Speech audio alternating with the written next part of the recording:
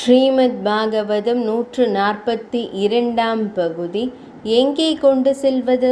கடலுக்கு நடுவே புதிதாக ஒரு நகரை உருவாக்கலாம். மதுராபுரி மக்களை எல்லாம் அங்கு கொண்டு செல்லலாம். பின் நாம் திரும்பி வந்து எதிரிகளை பார்த்து கொள்ளலாம். பகவான் ஸ்ரீ கிருஷ்ணரின் யோசனை பலராம சுவாமிக்கும் பிடித்திருந்தது. உடனே தேவ சிற்பியான விஸ்வகர்மாவை கொண்டு கடல் நடுவே ஒரு நகரத்தை சிருஷ்டித்தார் கண்ணன். தன்னுடைய மாய சக்தியால் மதுராபுரி மக்கள் அனைவரையும் அந்த நகரத்திற்கு கொண்டு சென்றார்.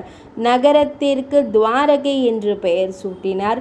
பின் துவாரகையை காக்கும் பொறுப்பை பலராம சுவாமியிடம் ஒப்படைத்துவிட்டு மதுராபுரைக்கு வந்தார் பகவான் ஸ்ரீ கிருஷ்ணர். காளையவனன் முற்றுகையிட்டிருந்த வடக்கு வாசலை திறந்து கொண்டு நிராயுதபாணியாக வெளிப்பட்டார். கண்ணனை ஆச்சரியமாக பார்த்தான். இவன்தான் கிருஷ்ணனா? ஏன் ஆயுதங்கள் இல்லாமல் வருகிறான்? நேருக்கு நேர் மோதும் எண்ணமோ? அப்படியானால் நானும் ஆயுதம் ஏந்தாமலேயே இவனுடன் போர் செய்வேன் என்று எண்ணியபடி தானும் தேரிலிருந்து இறங்கி கிருஷ்ணனை எதிர்நோக்கி வந்தார். கண்ணன் முதலில் தாக்குவானா அல்லது அவனை தான் தாக்குவதா என்று சிந்தித்தபடி நடந்த காளையவனன் ஆச்சரியமும் அதிர்ச்சியும் அடைந்தான். காளையவனன் கொஞ்சமும் எதிர்பாராதபடி ஓடத் தொடங்கினார் பகவான் ஸ்ரீ கிருஷ்ணர். எதிர்பாராத ஏமாற்றத்தால் கோபம் கொண்ட காளையவனன் பகவான் ஸ்ரீ கிருஷ்ணரை பின்தொடர்ந்து துரத்தினான். வெகு தூரம் ஓடிக்கொண்டே இருந்த பகவான் ஸ்ரீ கிருஷ்ணர் ஒரு மலையின் மீது ஏறி அங்கிருந்த குகைக்குள் சென்று மறைந்தார். இனி இந்த கோழை என்னிடமிருந்து தப்ப முடியாது, குகைக்குள் வைத்தே அவனை கொன்று விடுகிறேன் என்று கொதித்தபடி காளையவனனும் பின்தொடர்ந்து குகைக்குள் சென்றான். உள்ளே இருள் மண்டி கிடந்தது. தட்டு தடுமாறி நடந்தான். கண்கள் இருட்டுக்கு பழகிய பின்னர் சற்று தூரத்தில் யாரோ கீழே படுத்து கிடப்பது போல் தெரிந்தது. அதை பார்த்ததுமே கோபம் மனதிற்குள் சூறாவளியாக சுழன்றது.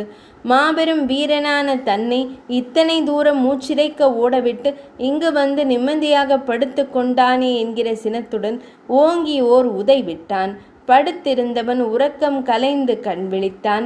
எதிரே நின்றிருந்த காளையவனனை கண்டான். அவ்வளவுதான். எரிந்த சாம்பலானான் காளையவனன்.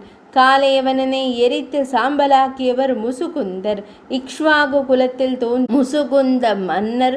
முன்னொரு சமயம் தேவர்களுக்கும் அசுரர்களுக்கும் நிகழ்ந்த போர் தேவர்களின் சார்பாக போரிட்டவர். முருகப்பெருமான் சேனாதிபதியானதும் முசுகுந்தன் பூமிக்கு திரும்பிவிட்டார். ஆனால் பூமியில் இதற்குள் பல தலைமுறைகள் கடந்திருந்தன. அவருடன் வாழ்ந்தவர்கள் யாரும் இப்போது இல்லை. பல வருட காலங்கள் உறங்காமல் போரிட்டதால் யுத்தம் செய்து களைத்திருந்த முசுகுந்தன் யாருடைய தொல்லையும் இல்லாமல் உறங்க வேண்டும் என்று விரும்பினார்.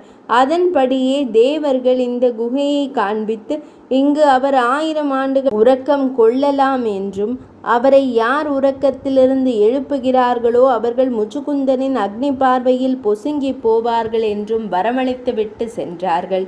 காளையவனன் முசுகுந்தனை பகவான் ஸ்ரீகிருஷ்ணன் என்றெண்ணி காலால் உதைத்து பொசுங்கி போனான். காளையவனன் அழிந்ததும் வெளிப்பட்ட பகவான் ஸ்ரீகிருஷ்ணர் முசுகுந்தனுக்கு பரமாத்மாவாக தரிசனம் அளித்தார். அதன் பிறகு பக்தியில் சிறந்தவரான தாம் உரிய காலத்தில் எம்மை வந்தடைவீர் என்று ஆசீர்வதித்தார். முசுகுந்தன் அங்கிருந்து புறப்பட்டு பத்ரிகாசிரமம் சென்று நாராயணரை நோக்கி தவம் செய்ய தொடங்கினார். பகவான் ஸ்ரீகிருஷ்ணன் மீண்டும் மதுராபுரிக்கு திரும்பினார். பலராம சுவாமியும் பகவான் ஸ்ரீகிருஷ்ணருமாக சேர்ந்து காளையவனனின் கோடிக்கணக்கான வீரர்களையும் போரிட்டு கொன்றனர். அப்போது ஜராசந்தன் 18ஆம் முறையாக தன் படைகளுடன் வந்து பலராம கிருஷ்ணரின் முன் நின்றான். பலராம சுவாமியும் பகவான் ஸ்ரீ கிருஷ்ணரும் ஜராசந்தனின் படையுடன் போரிட்டு எதிர்க்க முடியாமல் பயந்தவர்கள் போல் பின்வாங்கி ஓடினார்கள். ஜராசந்தன் வெற்றி பெருமிதத்துடன் அவர்களை துரத்த இருவரும் பர்வர்ஷனம் என்கிற மலையின் மீது ஏறி ஒளிந்து கொண்டார்கள். பலராம கிருஷ்ணர்களை கண்டுபிடிக்க முடியாத ஜராசந்தன் அந்த மலையை சுற்றிலும் கட்டைகளை அடுக்கி தீயை மூட்டினான்.